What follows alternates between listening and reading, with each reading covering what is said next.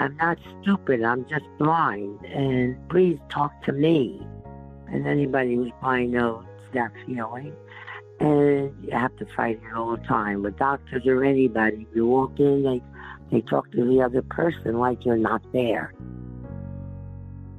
This is Hadley's Insights and Soundbites, where people facing vision loss share what's helped them cope and adjust. My name is Julia Spencer. I'm originally from New Jersey, and just a year ago I moved down to Myrtle Beach to be with my daughter, but I'm still a Jersey girl. I'm 91 years old, so there's no short story that I have. They're a long story, but I'll shorten them. My first idea of vision loss, and the fact is, it's a retinitis pigmentosa, which is hereditary. And my sister had it. Because there were 9 of us, and my sister was the only one that had it. And I found out I had it by accident. I was getting a pair of glasses when I was about 45, 47, something like that. You know, when you need glasses just because of getting that age and you just need a pair of glasses for distance. Well, the doctor said that he saw a tiny little bit of retinitis pigmentosa. So I went to a hospital in New York for research, Columbia.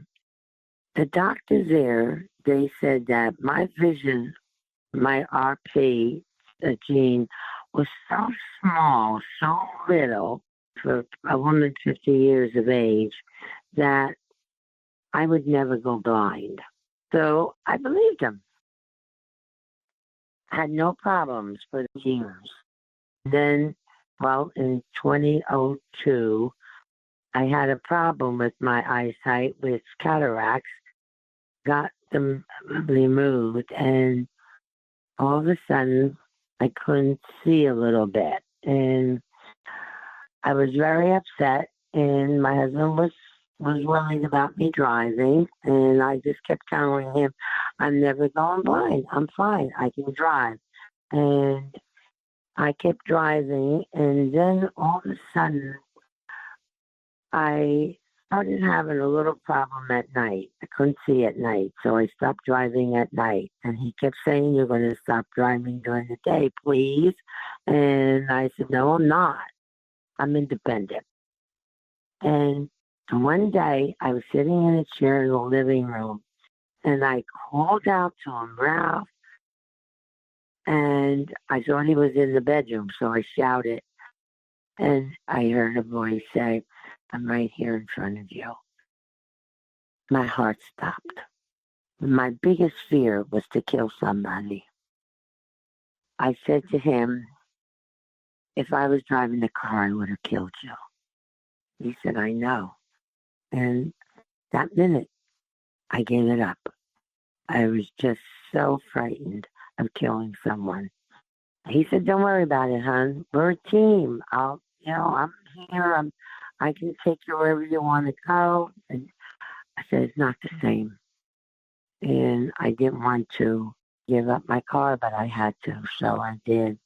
And that was the beginning of it. I was walking into the election with my husband and holding his arm and using a cane. And a person passed us by that my husband knew, and she stopped and said, why doesn't your wife have a guide dog? She was a trainer for guide dogs. Why doesn't your wife have a guide dog? Well, right there, I didn't like the person because I hate when someone talks to my husband or anybody about me in front of me. And I want to say to them, I'm thinking, I'm not stupid, I'm just blind, and please talk to me. And anybody who's blind knows that feeling. And you have to fight it all the time with doctors or anybody. You walk in, they talk to the other person like you're not there. So I said to her, I'm right here, please. You can talk to me. And she said, why don't you get a guide dog? I said, well, I don't really want a guide dog, but I'm not completely blind, so you can't get a guide dog. I still have sight.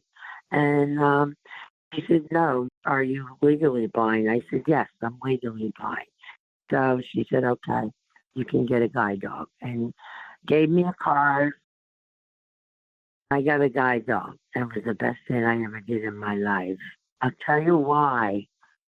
When you're walking down the street with a cane and you're sweeping the sidewalk to make sure you don't fall into a hole or something or a curb, people will, if they see you and they're walking towards you, they'll cross the street because they don't want to just get involved with you sweeping along.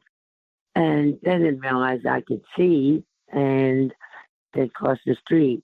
But when you go down the street with a guide dog, people stay right there. In fact, they cross the street to meet you, and they want to talk to you. They say hello. They smile because I have sight. I could see. They smile at the dog, and you'd be so thrilled to see a guide dog. I made more friends from just walking any place with a guide dog, with my husband even, and everybody would stop and talk to us. It was fabulous. You never know who might need to hear your story. To share, just leave a message on our Insights and Soundbites voicemail. You can call 847-512-4867 or record a message on your smartphone or computer and email it to podcast@hadleyhelps.org.